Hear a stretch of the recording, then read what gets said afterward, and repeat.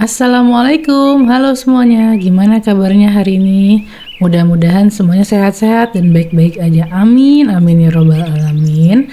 Masih edisi Bali. Kali ini aku mau ngajak kalian jalan-jalan virtual ke Pantai Pandawa. Selain itu juga aku mau ngasih review salah satu penginapan yang super duper worth it. Kenapa worth it? Karena value for money banget penginapan ini dengan harga yang sangat rendah. Fasilitas kamarnya tuh nggak kaleng-kaleng, kalian bisa ngelakuin apa aja di kamar ini. Lokasinya juga ada di Seminyak, di bener-bener jalan Seminyaknya. Yuk sama-sama kita lihat dan aku bakal ceritainnya semuanya di sini. Pertama, aku mau ngajak ke Pantai Pandawa dulu. Pantai Pandawa ini tuh lokasinya ada di Kuta Selatan, jadi dia berdekatan dengan Pantai Melasti. Nah, untuk akses jalan ke Pantai Pandawa ini udah proper banget, udah bagus banget, jalannya besar, luas, udah beraspal juga, sangat halus. Sepertinya kalau aku lihat Pantai Pandawa ini salah satu pantai yang sudah dikelola dengan baik oleh pemerintah daerahnya, karena kalau bisa kalian lihat akses ke sini tuh mudah banget, jalannya udah bagus, asri juga kanan kirinya, udah gitu mereka juga udah bikin gerbang tiket masuk tuh yang cukup megah buat ukuran pantai gitu. Nih kita sama-sama lihat, ini masih akses menuju gerbangnya. Jadi tuh enaknya kalau misalnya di Pantai Kuta Selatan ini kan seperti yang kalian tahu, kalau misalnya kayak di Melasti, misalnya kayak di Pandawa, itu tuh mereka tuh kayak ada di Pegunungan Kapur. Nah, jadi untuk akses menuju ke pantainya itu, jalannya itu seperti membelah gunung-gunung kapur gitu loh. Jadi super estetik banget, bagus banget, kayak megah banget. Nanti kalian bisa lihat di sini. Nah, untuk HTM-nya ini tiket masuk ke Pantai Pandawa ini kalau nggak salah tuh 6.000 atau 8.000 deh, aku lupa. Nah, ini kita udah masuk ke kawasannya. Di sebelah kiri ini ada bangunan gede banget. Sepertinya sih sedang bikin resort ya. Sedang bikin resort yang view-nya itu langsung menghadap ke Pantai Pandawa gitu. Tuh kan yang aku bilang tadi ya, jadi tuh ini tuh emang pegunungan kapur yang dibelah untuk bikin jalan. Dan kalian bisa lihat sendiri jadinya tuh Masya Allah, jadi bagus banget, megah banget, kita tuh kayak lagi ada di negeri apa gitu kan, karena emang super megah banget gitu loh. Kapur sebesar ini, sekuat ini tuh dipotong gitu loh buat bikin jalan. Nah, sudah sampai di Pantai Pandawa, Masya Allah, udah kelihatan pantainya dari sini, ombaknya. Oh iya, ada yang unik juga dari Pantai Pandawa ini. Kalau kalian lihat di sebelah kiri, di Pegunungan Kapur sebelah kiri, itu ada lubang-lubang yang gede banget, dan itu di dalamnya ada patung-patung dewa. Nah, jadi tuh cukup unik juga menurut aku. Jadi tuh dewa-dewa itu dibikin patung besar banget dan ditaruh di lubang-lubang itu gitu loh. Dan itu ada tulisannya semua, namanya siapa-siapa aja. Jadi bisa buat edukasi juga. Oke, ini kita masuk ke Pantai Pandawanya. Aku baru pertama kali kesini, jadi jujur belum tahu nih, belum ada gambaran. Ini pantainya ada di sebelah mana, parkirnya ada di sebelah mana. Seperti itunya aku belum tahu. Jadi kita sama-sama lihat aja yuk.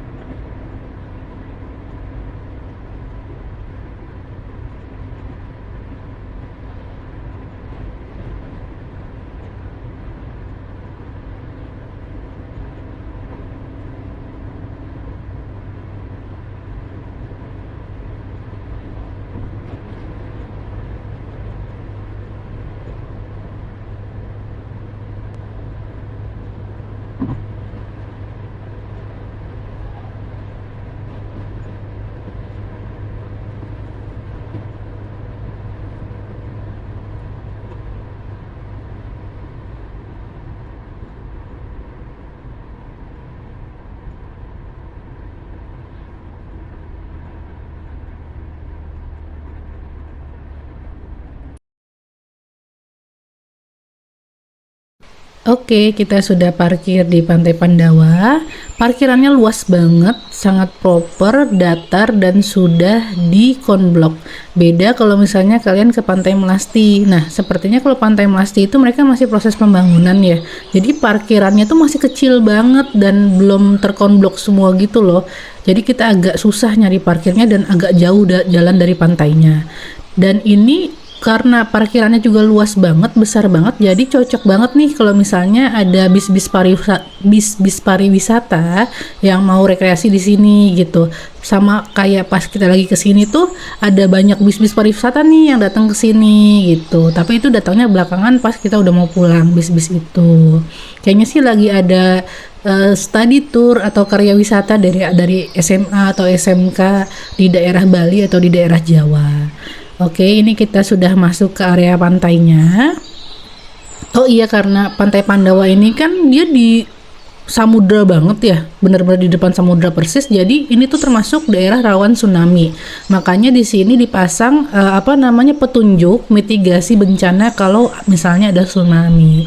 Nah, sebelah kanan itu kalian juga bisa lihat ada tempat penyewaan baju adat Bali. Nah, buat kalian yang pengen foto-foto di daerah kawasan Pantai Pandawa ini dengan menggunakan baju adat Bali, kalian bisa nyewa di situ dan kalian bisa foto-foto. Jadi hasilnya juga jauh lebih menarik dan bener-bener kerasa banget vibes Balinya gitu. Ini kita lewatin jembatan dulu. Nah, satu hal yang paling mencolok menurutku dari perbedaan dari Pantai Pandawa dengan Pantai Melasti adalah ombaknya Pantai Pandawa sangat tenang. Berbeda dengan Pantai Melasti. Kalau Pantai Melasti itu ombaknya cukup besar, jadi buat kita mainan di pantainya tuh masih enak gitu, karena masih ada derusan ombaknya gitu. Tapi kalau di Pandawa ini dia tenang banget, makanya make sense buat aku kenapa di sini banyak banget perahu kano, karena di Pantai Pandawa ini kan ombaknya tenang banget ya. Jadi kalau misalnya kita main kano di pantainya ini itu aman. Berbeda kalau misalnya kita main kano di Pantai Melasti gitu, makanya di sana nggak ada kano karena emang ombaknya cukup besar. Makanya di Pantai Melasti itu cocoknya untuk berenang di pinggir pantai dan mungkin untuk surfing gitu loh. Kalau misalnya di Pantai Pandawa ini, pertama dia memang pasirnya pasir putih, khas banget Kuta Selatan. Pantai Kuta Selatan biasanya putih semua. Udah gitu, sayangnya mereka itu berkarang. Jadi itu pantainya itu ada terumbu karangnya yang membentang sepanjang bibir pantai. Nah, itu buat aku tuh agak tricky buat kita berenang di sini, terutama buat anak-anak, karena takut banget anak-anak itu nanti injek terumbu karang yang yang tajam gitu, dan itu bisa melukai mereka gitu. Jadi kalau misalnya ke sini aku prefer kalian mending main di perahu kanonya atau cuma sekedar nikmatin suasana dan tidur atau duduk di keranjang tempat duduk rebahan atau daybed itu buat nikmatin suasananya. Nah, ini tuh yang kalian lihat ijo-ijo dan abu-abu ini tuh terumbu karang. Jadi tuh aku nggak tahu apa karena emang ini lagi surut atau memang di sini ombaknya setenang ini, tapi tuh buat aku sih kurang cocok ya kalau misalnya kita mau berenang di sini, karena takutnya pertama itu kena terumbu karang. Tapi kalau misalnya kalian nemu spot nih, misalnya kan biasanya nggak seluruhnya nih ada terumbu karangnya, misalnya kalian nemu spot yang memang aman, misalnya juga pasirnya halus, nggak ada terumbu karangnya, mungkin kalian bisa main air tipis-tipis lah sama anak-anak di situ gitu loh. Nah, ini jadi karena emang ini pantainya tenang banget, jadi banyak banget daybed yang di bawah payung-payung itu buat kalian nikmatin suasana di sana. Dan aku senangnya di sini, nilai plusnya di Pantai Pandawa ini adalah di sini banyak banget warung-warung tradisional yang jualin baju-baju, topi-topi, kacamata, aksesoris lah pokoknya, dan juga makanan-makanan gitu loh. Beda kalau misalnya kalian ke Pantai Kute atau Pantai Melasti, itu tuh hampir nggak ada warung-warung kayak gini, karena mungkin memang di sana tidak diperbolehkan. Jadi adanya kok di Pantai Melasti itu adanya beach club, dan kalian tahu sendiri kalau beach club itu kan juga biasanya ada minimum spendnya ya. Jadi kalian harus order berapa dulu baru bisa di situ. Kalau misalnya kayak gini kan lebih fleksibel ya, lebih apa namanya, lebih merakyat juga, harganya juga pastinya jauh lebih terjangkau daripada di beach club. Jadi tuh ini sih yang bikin aku seneng, karena di sini juga bisa dibilang tuh karena kita nggak bisa main di pantai ya, bukan nggak bisa tapi juga tidak disarankan karena banyak terumbu karangnya.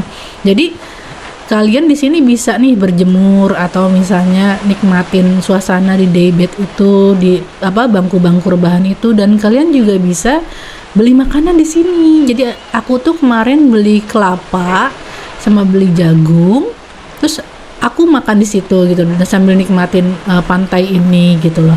Dan itu juga bisa banget buat dibawa ke daybed itu, ke bawah payung itu. Cuman tentu ada jasa penyewaannya ya kalau daybed itu. Jadi tuh kalau tidak salah tuh harganya per payung yang isinya ada 2 daybed itu harganya 50.000, dan itu tidak dibatasi jamnya. Jadi terserah kalian, sampai kalian pulang tuh kalian bisa di situ gitu loh.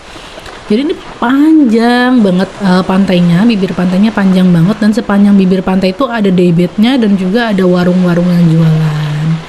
Tuh pantainya indah kok, cuman buat kalian yang berekspektasi untuk main ombak di sini kurang cocok kalau menurut aku, karena emang di sini tipikal ombaknya yang super duper tenang, makanya di sini banyak banget perahu kano, banyak juga perahu nelayan yang mereka tuh safe buat naruh kapal-kapalnya di sini gitu, karena ombaknya nggak besar. Tuh ini buat kalian yang suka keheningan, buat kalian yang suka, kalian yang introvert, di sini tuh cocok banget karena nggak seramai Pantai Melasti. Kalau Pantai Melasti itu kan rame banget ya, karena emang bisa dipakai buat berenang dan biasa dipakai buat berjemur oleh turis asing. Nah kalau di sini tuh lebih tenang, lebih sunyi, lebih apa ya, lebih cocok sih buat kalian yang pengen bener-bener cuman nikmatin pantai doang, pengen denger derusan ombak doang, itu tuh kalian cocok banget di sini gitu. Tuh masya Allah, alhamdulillah pas kita kesini tuh lagi cerah banget.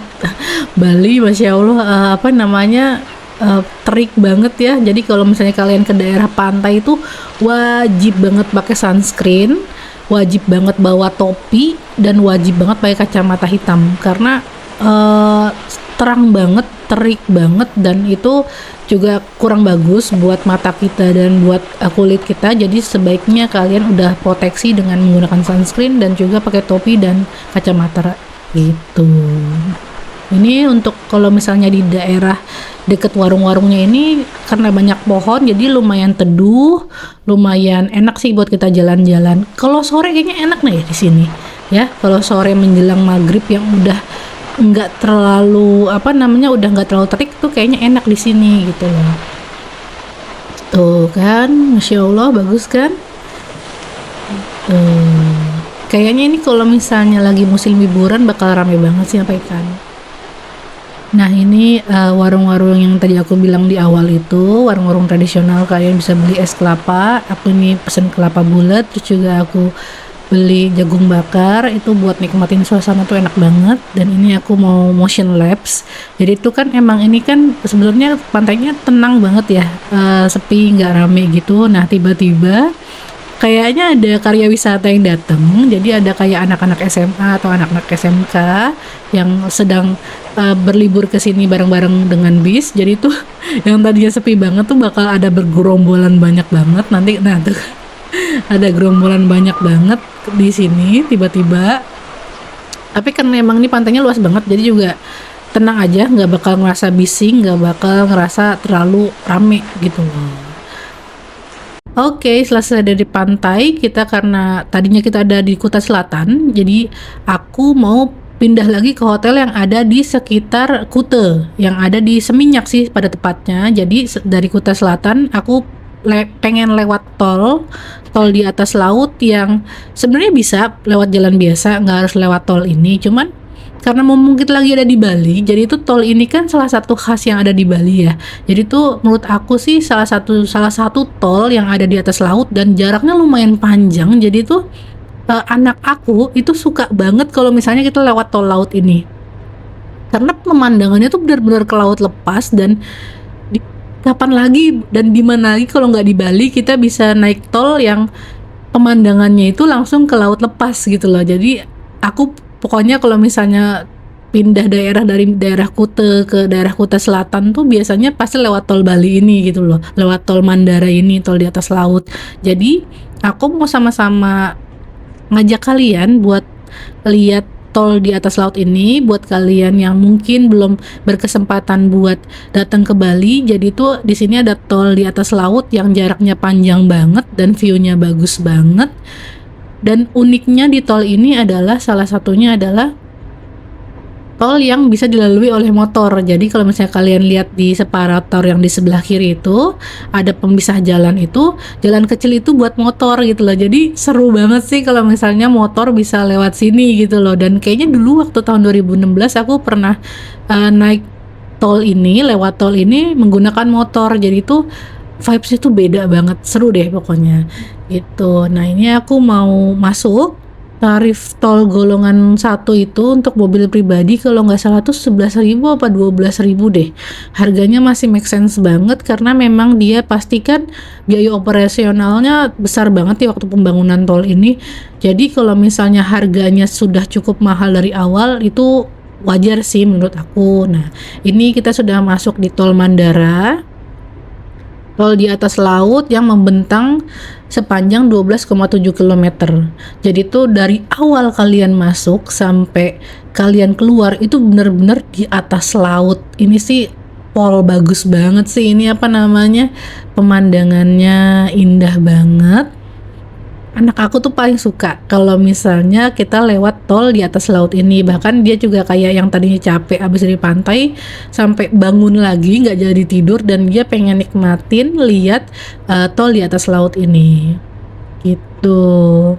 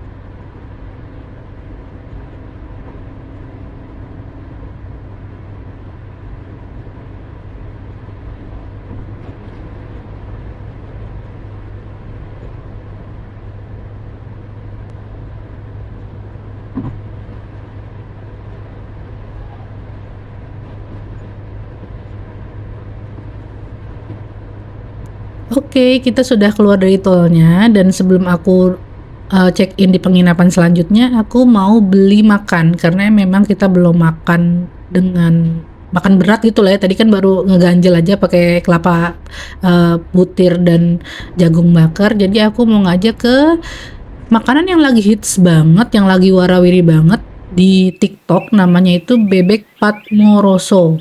Nah, sayangnya dia itu kan bukanya itu kan cuman sampai jam setengah 6 sore dan aku tuh kesini tuh setengah 5 dan dia kan emang best sellernya itu kan bebek gorengnya ya. Dan sayangnya tuh udah habis. Jadi tuh mungkin karena memang lagi viral banget, lagi naik daun banget. Jadi tuh bebeknya cepet habis. Jadi tuh aku ini take away gara-gara aku capek banget pengen cepat-cepat ke penginapan. Harganya cukup terjangkau. Nah, ini kita sudah sampai di Green Studio Apartments Minyak. Ini penginapan yang aku bilang bakal worth it banget kalau kalian nginap di sini. Pertama, ini ada kolam renangnya. Kolam renangnya cukup kecil ya, nggak terlalu besar. Tapi dia tuh letaknya ada di depan kamar kita persis. Jadi tuh vibes-nya tuh kayak lagi di villa gitu. Dan karena ini juga cuma 4 unit deh kalau nggak salah. Jadi tuh kayak private villa gitu loh, jarang ada yang berenang di situ. Nah, kalian bakal kaget banget, publish rate-nya itu 800.000, tapi itu kalau misalnya kalian sedang hoki, kalian sedang beruntung, itu bisa sampai 300.000 diskonnya itu. Jadi cuma 300.000 doang kalian bayarnya. Nah, ini jadi kan emang dia kan namanya Green Studio Apartments Minyak. Jadi itu emang konsepnya itu studio apartemen di mana kamarnya besar banget dan fasilitas kamarnya kalian lihat ada kulkas besar banget, 2 pintu dan ada freezernya besar, ada dispensernya juga, ada living roomnya. Ini kasurnya ukuran 180 king bed, tuh kan, apa namanya? Dan ini juga ada apa namanya mesin cucinya. Jadi kalian bisa nyuci. Ada kompor, ada oven, ada sink, ada wardrobe juga, lemari buat kalian naruh pakaian, ada meja makannya juga. Karena kan ini konsepnya apartemen ya, jadi mereka lengkap banget. Ada tempat makannya juga, ada tempat istirahatnya juga, ada sofanya juga, bahkan ada display apa DVD player juga gitu loh. Nah, ini untuk perlengkapan makannya, mangkok, sendok, garpu, piring lengkap banget, ada safe deposit box juga. Dan itu lemarinya dia ada 2, ada yang buat dilipat pakaiannya, ada juga yang digantung. TV-nya masih TV kabel tapi udah tersedia wifi. Nah, ini tuh kalian lihat ya, tadi kan harganya 800.000, bisa diskon sampai 300.000. Nah, kemarin kebetulan aku dapat itu harga di 500.000 untuk per malamnya. Menurut aku ini bener-bener value for money banget karena kalian bisa nyuci di sini, kalian bisa masak di sini, kalian juga ada meja makannya di sini. Jadi tuh ini buat kalian yang mau stay cukup lama di Bali, ini tuh enak banget. Jadi kalian tuh bisa nyuci sendiri. Nah, tapi sayangnya yang aku bingungin gitu loh, mereka kan menyediakan mesin cuci di setiap kamarnya ya. Nah, tapi tuh mereka nggak menyediakan gantungan atau jemuran buat jemur bajunya gitu loh. Pas aku tanya, Mas, ini kita jemur bajunya di mana? Oh, kita cuman menyediakan apa namanya jemuran yang ada di atas mesin cucinya sama jemuran handuk yang ada di depan kamar, Kak.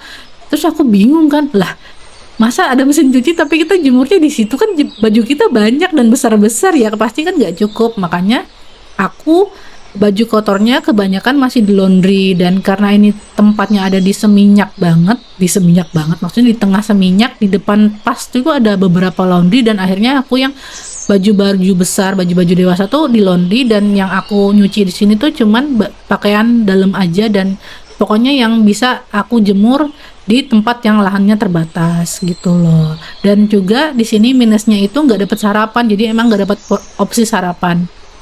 Tapi tenang aja, karena ini juga ada di jantungnya seminyak, kalian mudah nih buat apa namanya nyari sarapan di sekitar hotel ini gitu. Oke, sekian review aku buat edisi kali ini. Semoga kalian terhibur dan makasih yang udah nonton. Dadah, wassalamualaikum.